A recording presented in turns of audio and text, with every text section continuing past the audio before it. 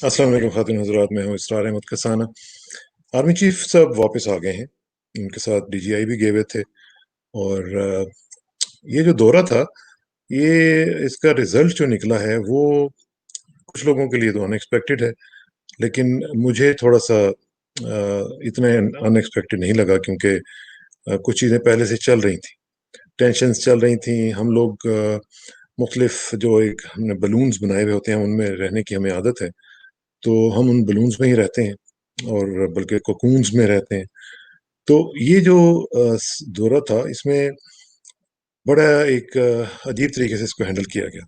इस वजह से मैंने आज सोचा कि आपसे ज़रा बात करूं क्योंकि अब आपको पता तो चल ही गया है कि एमबीए साहब जो हैं, शहजादा मोहम्मद बिन सलमान साहब, वो आर्मी चीफ साहब को नहीं मिले। और उनकी मुलाकात जो उनके छोटे भाई से और इधर उधर से वो गार्ड ऑफ ऑनर दे के उन्होंने फारिग कर दिया। तो ऐसा क्यों हुआ? ये अजीब सी एक बात है जो कि मैं आपको बताने जा रहा हूँ।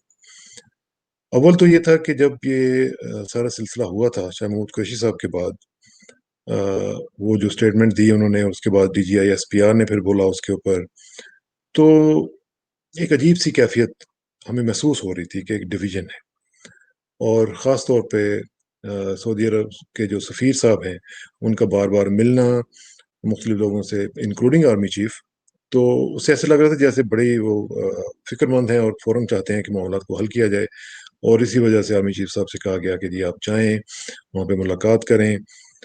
तो ये जो सारा सूरत हाल थी, ये एक अजीब-सी कैफ़ियत में चल रही थी। तो जब ये चले गए वहाँ पे और इन्होंने जाके वहाँ पे देखा, इस दौरान जो मामलात हुए वो शायद हमें नहीं मालूम। उसमें हुआ ये कि 2-3 जो इंटरनेशनल कैपिटल्स हैं, वो एक्टिवेट हुए। उनमें एक आपके हमसाया मुल्क का कैपिटल जो है वो एक्टिवेट हुआ। उन्होंने डीसी कॉल किया, और डीसी में से जो उनके दामाद साहब हैं प्रेसिडेंट ट्रंप के, वो एक्टिवेट हुए। और उन्होंने फिर एक्टिवेट करके अपने आप को तो रियाज को फ़ोन किया, और ये तब फैसला हुआ कि जनाब आप उनसे नहीं मिलेंगे। और फिर ये बहाना बनाया गया जी कि वो इस वक्त नहीं मिल रहे हैं, उनके मसरूफियात हैं या वो यहाँ पे नहीं है। तो मेरा ख्याल है कि वो वहीं पे थे, और सिर्फ मुलाकात नहीं की उन्होंने, क्योंकि अगर वो चाहते तो जिस तरह ताहिर अशरफी साहब को त्यारा भेज के मंगवा लिया था, तो इसी तरह का एक त्यारा लेते और खुद भी अगर कहीं बाहर भी गए हुए थे तो आ सकते थे। तो ये जो चीज़ें हैं, ये बड़ी खतरनाक हद तक हैंडल की गई हैं। अब आके नई नई थ्योरीज दी जा रही हैं कि जी वो उन्होंने हमें चॉइस दी थी कि शहजादा साहब नहीं होंगे, लेकिन अगर आप आना चाहते हैं तो आ जाएं।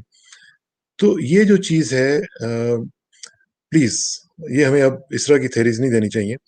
जो हो गया वो हो गया। अव्वल तो ये था कि इस तरह का दौरा करना ही नहीं चाहिए था, जब तक कि कोई well thought out, well planned कोई चीज़ ना होती।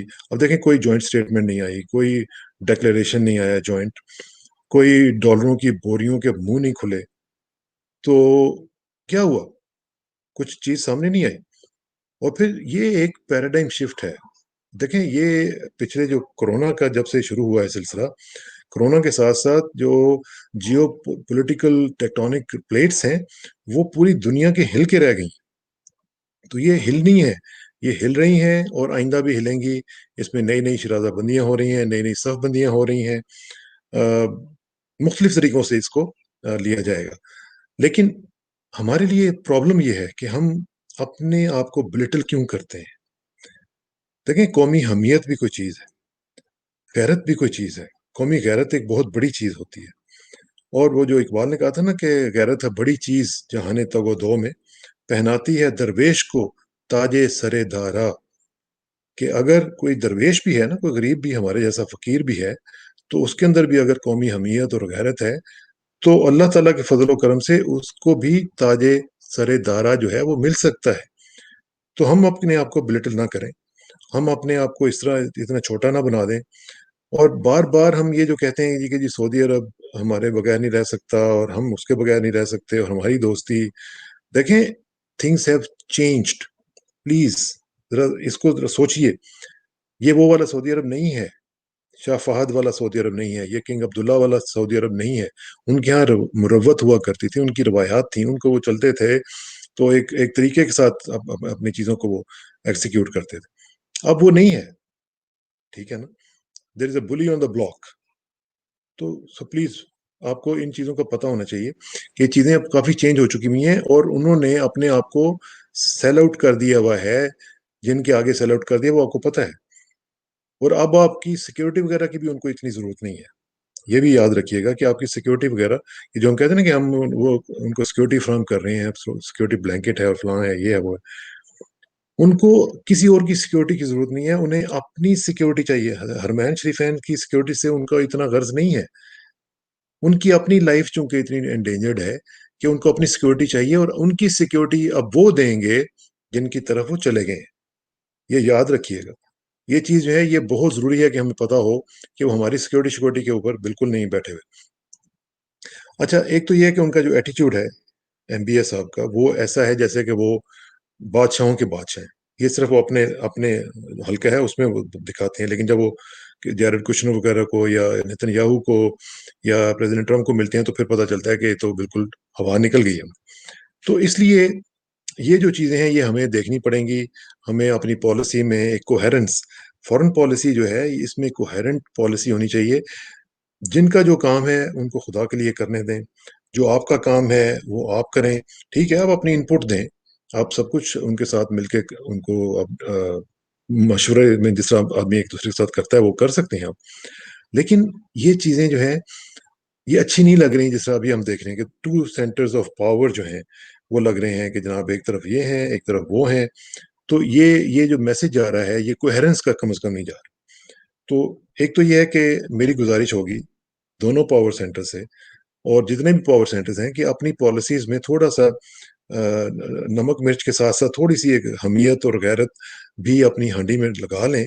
کیونکہ جب وہ آپ ڈالیں گے تو اس سے کھانے کا جو مزہ ہے وہ دوبالا ہو جائے گا. اب یقین مانیں کہ چھوٹا سا بھی اگر ملک ہے اور اس میں حمیت ہے تو اس کی سیب بہت زیادہ ہوتی ہے.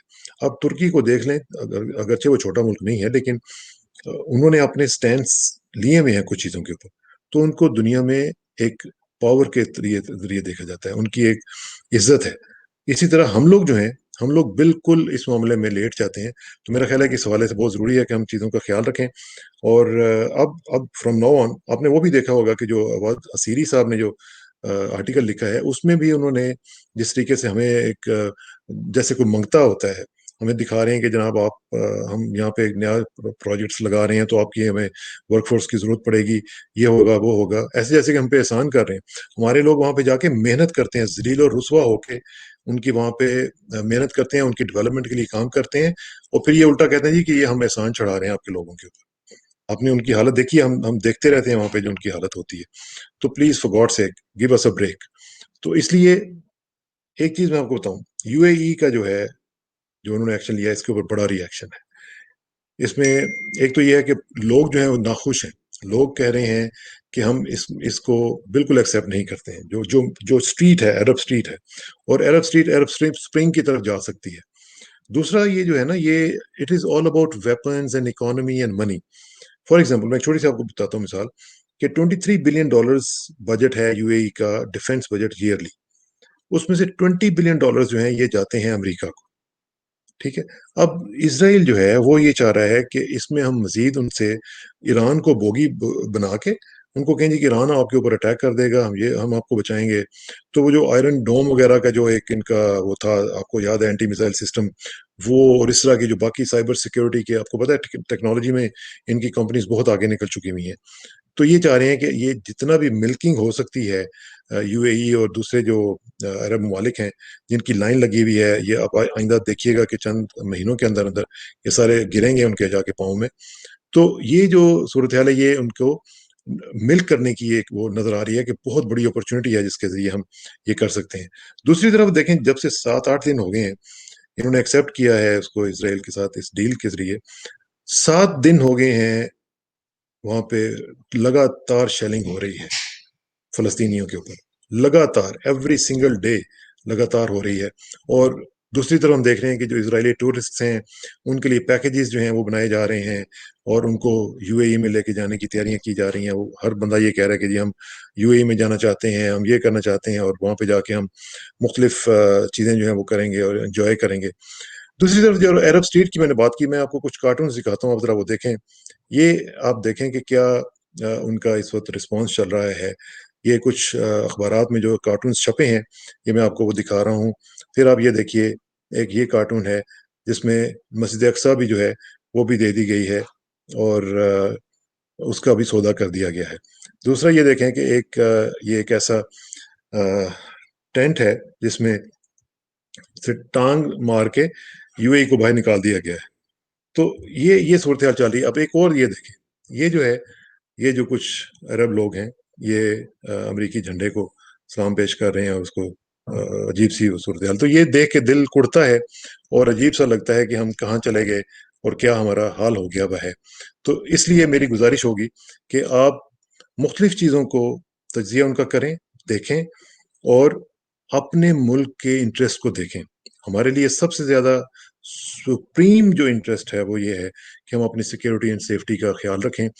हमारे लिए डिक्टेशन लेना सऊदी अरब जैसे ममालिक के लिए उनसे ये नामुमकिन है। हम एक सॉवरेन कंट्री हैं, हमें उनको ये बताना पड़ेगा कि हमें आप डिक्टेट नहीं कर सकते। हम आपको डिक्टेट नहीं करते, हमें भी आप डिक्टेट नहीं कर सकते कि किसको आप मिलें, किसको ना मिलें।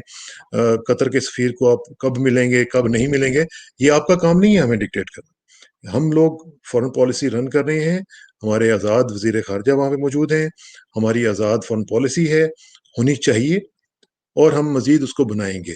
तो इस कमिटमेंट के साथ अगर हम अपना काम करेंगे तो मेरा ख्याल है कि हमें बिलिटल नहीं किया जाएगा, और हमारे जो 23 करोड़ 22 करोड़ जो लोग हैं उनकी जो इज्जत और गैरत है वो बहुत बड़ी है इन लोगों से। हम लोग रोटी खा लेंगे, खुश्क खा लेंगे, थोड़ी खा लेंगे, छोटे टुकड़ों में खा लेंगे, लेकिन हम इस तरह की डिक्टेशन नहीं लेंगे। तो इसलिए मेरी गुजारिश होगी तमाम डिसीजन मेकर्स के साथ कि खुदा के लिए पाकिस्तान को बिलिटल ना करें, पाकिस्तान को पाकिस्तान की इज्जत बढ़ाएं। और वो पाकिस्तान की इज्जत ऐसे बढ़ेगी कि जब हम आज़ाद होंगे, जब हम किसी की बात उस तरह डिक्टेशन नहीं लेंगे, हम अपनी बात करेंगे और अपने इंटरेस्ट के मुताबिक करेंगे, जो हमें सूट करेगा वो करेंगे। बहुत बहुत शुक्रिया। अस्सलाम वालेकुम रहमतुल्लाहि व बरकातहू।